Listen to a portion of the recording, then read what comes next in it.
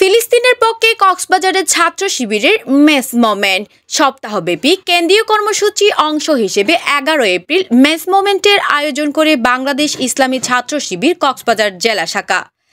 মিছিলটি জুমার নামাজের পর বড়বাজার জামে মসজিদ থেকে শুরু হয়ে ঝাতলা স্বপ্ন সুপার শপের সামনে সংক্ষিপ্ত সমাবেশের মধ্য দিয়ে শেষ হয়। এতে সভাপতিত্ব করেন জেলা সভাপতি আব্দুর রহিম নুরি, সঞ্চালনা করেন জেলা অফিস সম্পাদক রহিমুল্লাহ, বক্তব্য রাখেন জেলা সেক্রেটারি মীর মোহাম্মদ আবু তালহা। তারা বক্তব্যে ফিলিস্তিনিদের নিরপরাধ জনগণের উপর ইসরায়েলি বর্বর হামলার প্রতিবাদ জানান। এছাড়াও মধ্যপ্রাচ্যের দেশগুলোকে এই গণহত্যা বন্ধের কার্যকর পদক্ষেপ গ্রহণের আহ্বানও জানায় একই সুরে। সমাবেশে বক্তারা অবিলম্বে এই গণহত্যা বন্ধের আহ্বান এবং স্বাধীন ফিলিস্তিন রাষ্ট্র প্রতিষ্ঠা না হওয়া পর্যন্ত কক্সবাজারবাসীকে আন্দোলন অব্যাহত রাখার অনুরোধ করেন।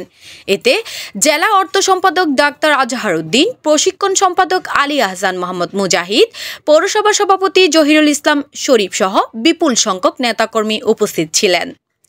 নিউজ ডেস্ক, কক্সবাজার কণ্ঠস্বর।